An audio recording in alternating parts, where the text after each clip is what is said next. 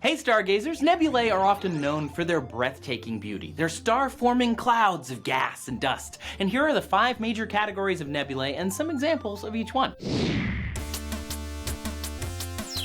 First, we have emission nebulae. They get their name because they emit their own light. The ionized gas in this kind of nebula is high energy, which is what causes them to glow. A famous example of an emission nebula is the Orion Nebula, a huge star-forming nebula in the constellation Orion. This is the closest nebula to Earth, so you can see it even with the naked eye.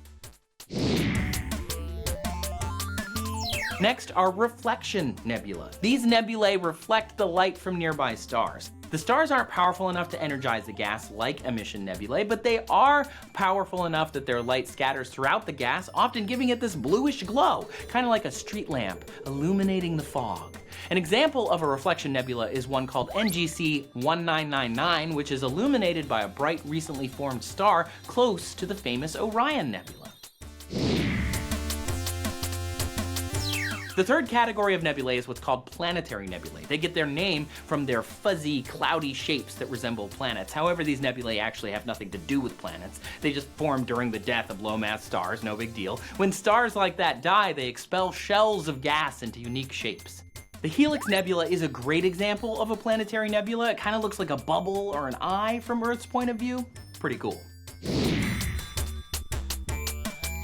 The next category is what is called supernova remnants. It's a great band name. Supernovas happen when stars explode and shoot their contents into space. The debris left over from the explosion forms an expanding nebula. One of the most famous examples is the Crab Nebula, which was created by a star explosion in the year 1054. At the time, astronomers recorded it being so bright that they could even see it in the daytime sky.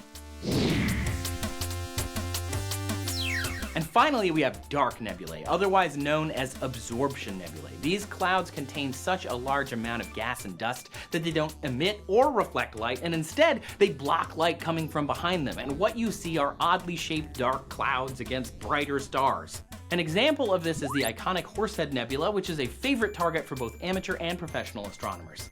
And there you have it, the 5 main categories of nebulae. These giant clouds of gas and dust truly give us some of the universe's most beautiful images in space. And while we have fantastic telescopes that give us these images, many nebulae are able to be seen from Earth during a stargazing session. So remember, friends, keep looking up.